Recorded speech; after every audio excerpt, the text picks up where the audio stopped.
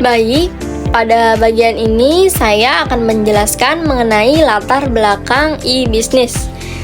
Nah, perkembangan teknologi informasi dan internet telah mengubah cara perusahaan menjalankan bisnisnya. Nah, pada era informasi, media elektronik ini menjadi sarana penting dalam komunikasi, transaksi, pemasaran, dan pelayanan kepada pelanggan.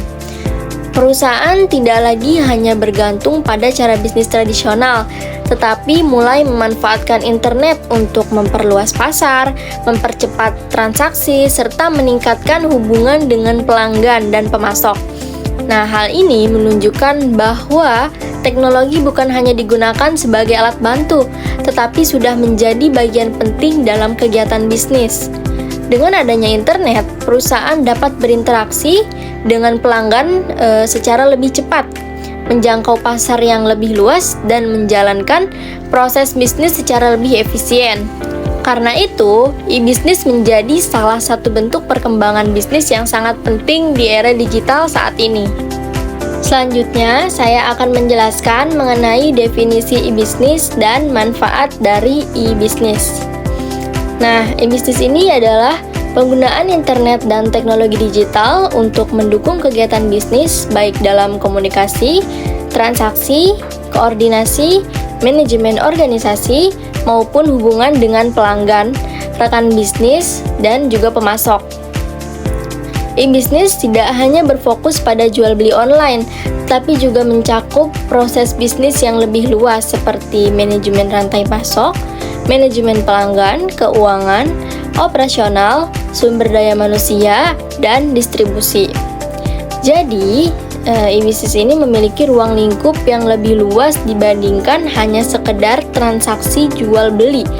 Di dalamnya itu terdapat berbagai kegiatan perusahaan yang sudah menggunakan teknologi digital agar proses bisnis menjadi lebih cepat, lebih rapi, dan juga lebih mudah dikendalikan.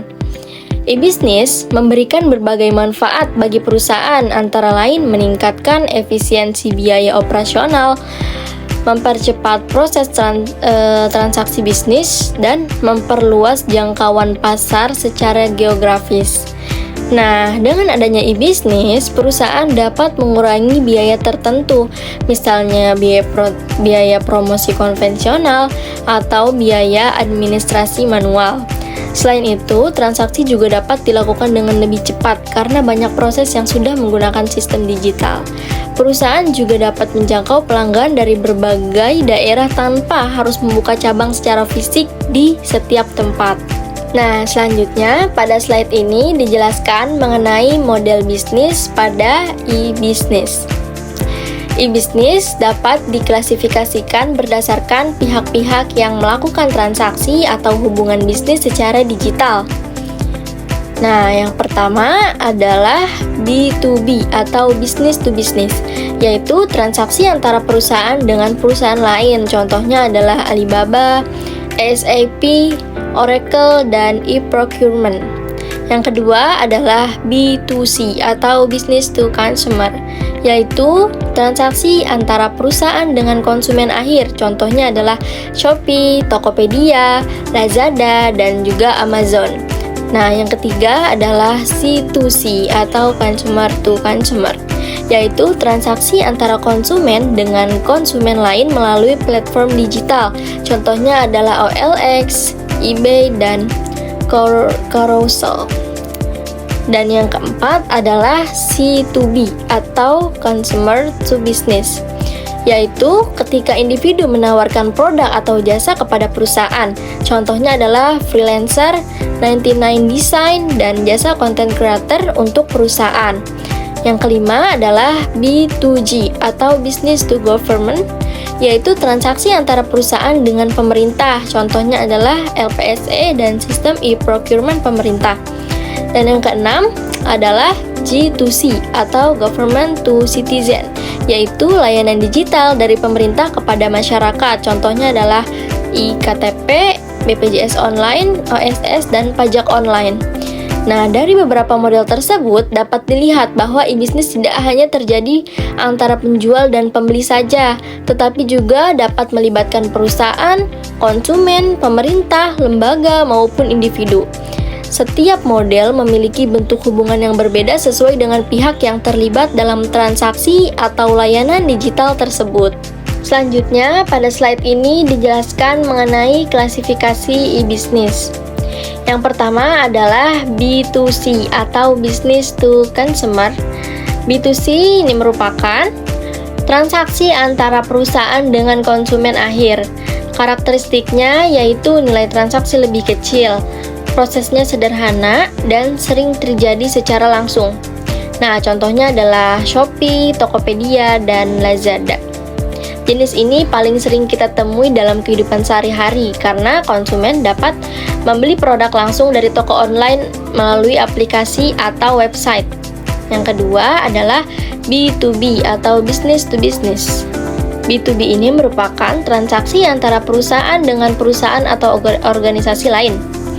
Nah, karakteristiknya adalah nilai transaksi lebih besar, hubungan bisnis biasanya berkelanjutan, dan sistem yang digunakan itu lebih kompleks. Contohnya adalah supplier dengan perusahaan manufaktur dan sistem procurement online.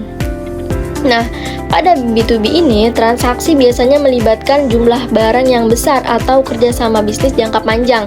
Karena itu, prosesnya lebih formal dan membutuhkan sistem yang lebih teratur. Yang ketiga adalah B2G atau Business to Government.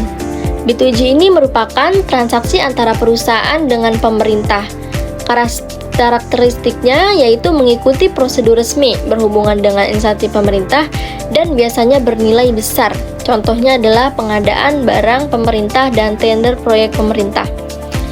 Nah, dalam B2G ini, perusahaan harus mengikuti aturan dan prosedur yang berlaku karena transaksi berhubungan dengan lembaga pemerintahan. Yang keempat ada B2E atau Business to Education. B2E ini merupakan hubungan bisnis antara perusahaan dengan institusi pendidikan. Karakteristiknya yaitu mendukung kegiatan pendidikan, pelatihan, dan pembelajaran berbasis teknologi. Contohnya adalah platform e-learning dan kerjasama perusahaan dengan universitas. B2E ini menunjukkan bahwa teknologi digital juga dapat mendukung dunia pendidikan, misalnya melalui pelatihan online, aplikasi pembelajaran, atau kerjasama antara perusahaan dan kampus untuk meningkatkan kemampuan mahasiswa. Baik, selanjutnya pada slide ini saya akan menjelaskan mengenai e-commerce atau electronic commerce. Nah, e-commerce adalah kegiatan perdagangan elektronik yang meliputi proses pembelian, penjualan, pemasaran, pelayanan, dan pembayaran produk atau jasa melalui jaringan internet. E-commerce memudahkan penjual dan pembeli untuk melakukan transaksi secara online tanpa harus bertemu langsung. Selain itu, e-commerce juga dapat mempercepat proses transaksi dan memperluas jangkauan pemasaran. Dalam kehidupan sehari-hari, e-commerce sering kita temui melalui aplikasi belanja online. Nah, melalui e-commerce, konsumen dapat memilih produk, membandingkan harga, melakukan pembayaran, dan menunggu barang dikirim tanpa harus datang langsung ke toko. E-commerce dapat dilihat dari beberapa perspektif, yaitu perspektif komunikasi, perspektif bisnis, perspektif layanan, dan perspektif online. Nah, dari perspektif komunikasi, e-commerce digunakan untuk mengirim informasi, produk, jasa, dan pembayaran melalui jaringan komputer. Dari perspektif bisnis, e-commerce membantu otomatisasi transaksi dan proses bisnis. Dari perspektif layanan, e-commerce membantu mengurangi biaya, meningkatkan kualitas layanan, dan mempercepat pelayanan kepada pelanggan. Nah, dari perspektif online, e-commerce memungkinkan kegiatan pembelian dan penjualan dilakukan melalui internet atau layanan online lainnya. Jadi, e-commerce ini tidak hanya memudahkan transaksi jual beli, tetapi juga membantu perusahaan dalam memberikan pelayanan yang lebih cepat dan efisien. Bagi konsumen, E-commerce memberikan kemudahan karena transaksi dapat dilakukan kapan saja dan di mana saja selama terhubung dengan internet. Selanjutnya ada perbedaan e-business dan e-commerce. E-business dan e-commerce saling berkaitan tetapi memiliki ruang lingkup yang berbeda.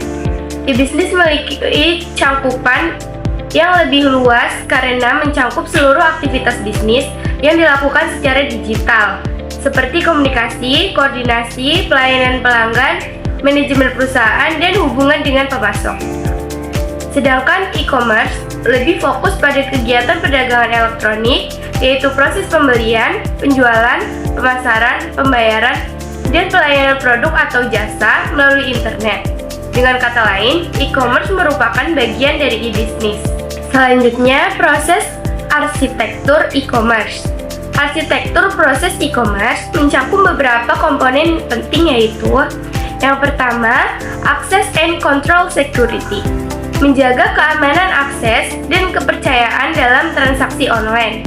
Yang kedua, profiling and personalizing, mengenali karakteristik dan kebutuhan pengguna agar layanan lebih sesuai. Yang ketiga, search management, membantu konsumen mencari produk atau jasa yang dibutuhkan. Yang keempat, content management, mengelola isi website seperti informasi produk, gambar, dan data. Yang kelima, katalog management, mengelola katalog produk agar mudah diakses oleh pelanggan. Yang keenam, payment, menyediakan fasilitas pembayaran secara online. Yang ketujuh, workflow management, mengatur alur kerja transaksi agar berjalan tepat dan efisien. Yang kedelapan, event notification, memberikan pemberitahuan terkait aktivitas transaksi, pembayaran, atau pengiriman. Yang terakhir ada collaboration and trading, mendukung kerjasama antara konsumen, pemasok, dan pihak lain yang terlibat. Yang selanjutnya ada jenis-jenis transaksi pada e-commerce. Jenis-jenis transaksi pada e-commerce itu ada 6. Yang pertama, B2B, business to business. Transaksi e-commerce yang dilakukan antara satu perusahaan dengan perusahaan lain biasanya digunakan untuk pembelian barang dalam jumlah besar, kerja sama bisnis, pengadaan barang, atau pertukaran data antar perusahaan. Contoh, Alibaba, e-procurement, dan transaksi antar supplier dengan perusahaan. Yang kedua, B2C, business to customer, transaksi antar perusahaan dengan konsumen akhir. Jenis ini paling sering ditemui dalam kehidupan sehari-hari karena konsumen membeli produk langsung dari toko online. Contohnya seperti Shopee, Tokopedia, Lazada, dan Amazon. Yang ketiga, C2C, consumer to customer, transaksi yang dilakukan antara sesama konsumen melalui platform digital sebagai perantara, biasanya digunakan untuk menjual barang bekas, produk pribadi, atau jasa individu. Contohnya seperti OLX, eBay, Carousel, dan Facebook Marketplace. Yang keempat ada C2B, customer to business, transaksi ketika individu menawarkan produk, jasa, atau keahlian kepada perusahaan. Dalam jenis ini, konsumen atau individu berperan sebagai penyedia jasa bagi bisnis. Contoh, freelance, content creator, fotografer freelance, dan jasa desain untuk perusahaan. Yang kelima, non-business electronic e-commerce, transaksi atau aktivitas digital yang dilakukan oleh lembaga non-bisnis seperti lembaga pendidikan, organisasi sosial, lembaga keagamaan, atau instansi pemerintah. Tujuannya bukan semata-mata mencari keuntungan, tetapi untuk pelayanan dan penyebaran informasi. Contohnya, website kampus, layanan perintah online, donasi online, dan pendaftaran kegiatan sosial. Yang keenam, intra-business electronic e-commerce, aktivitas e-commerce yang terjadi di dalam organisasi atau perusahaan biasanya digunakan untuk pertukaran informasi, layanan karyawan, pelatihan online, atau transaksi internal perusahaan. Contohnya, portal karyawan, absensi online, slip gaji digital, e-learning perusahaan, dan sistem internal perusahaan. Selanjutnya ada model bisnis dalam e-commerce. Model bisnis e-commerce menjelaskan cara perusahaan menghasilkan pendapatan melalui internet. Beberapa model bisnis e-commerce antara lain, yang pertama, brokerage model.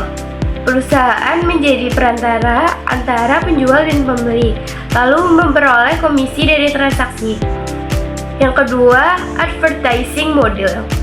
Perusahaan memperoleh pendapatan dari iklan yang ditampilkan pada website atau platform digital. Yang ketiga ada merchant model. Perusahaan menjual produk atau jasa secara langsung kepada konsumen melalui toko online. Yang keempat ada manufaktur direct model. Produsen menjual produk secara langsung kepada konsumen tanpa melalui perantara. Yang kelima, affiliate model. Perusahaan memberikan komisi kepada pihak lain yang berhasil membantu menjual produk. Yang keenam, subscription model. Pengguna membayar biaya pelanggan secara harian, bulanan, atau tahunan. Yang ketujuh, community model. Perusahaan membantu komunitas pengguna dan memperoleh pendapatan dari layanan tambahan, iklan, atau fitur premium. Yang kedelapan, utility model. Pengguna membayar berdasarkan tingkat pemakaian layanan. Pada slide ini saya akan menjelaskan tentang klasifikasi pada e-commerce. Klasifikasi e-commerce dibagi menjadi 3 bagian utama, yaitu electronic market, electronic data interchange, dan electronic commerce. Yang pertama adalah electronic market atau EMS. Electronic market merupakan sistem informasi antar organisasi yang menyediakan fasilitas bagi penjual dan pembeli untuk bertukar informasi mengenai produk maupun layanan yang ditawarkan. Dengan adanya sistem ini, proses jual beli dapat dilakukan dengan lebih cepat dan lebih mudah. Yang kedua yaitu ada electronic data interchange. Merupakan sistem pertukaran data transaksi antar perusahaan secara elektronik. Sistem ini digunakan untuk mengefisiensikan transaksi yang dilakukan secara rutin dan dalam jumlah besar sehingga dapat mengurangi penggunaan dokumen kertas dan mempercepat proses bisnis. Yang ketiga adalah Internet Commerce.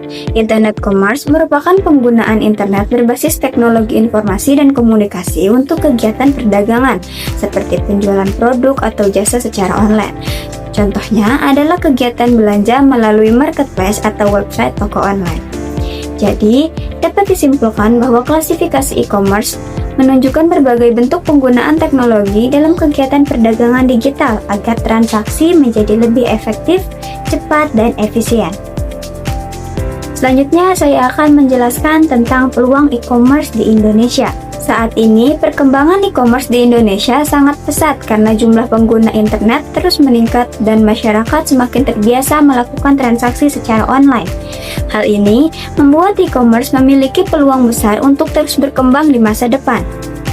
Beberapa peluang e-commerce di Indonesia antara lain, yang pertama yaitu e-commerce dapat memperluas jangkauan pemasaran produk dengan internet. Penjualan tidak hanya menjualkan produk di daerahnya saja, tetapi juga bisa menjangkau konsumen dari berbagai kota, bahkan luar negeri.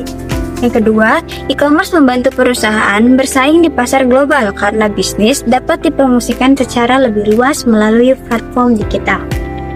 Yang ketiga, e-commerce dapat menghemat biaya promosi dan distribusi informasi dibanding metode pemasaran tradisional.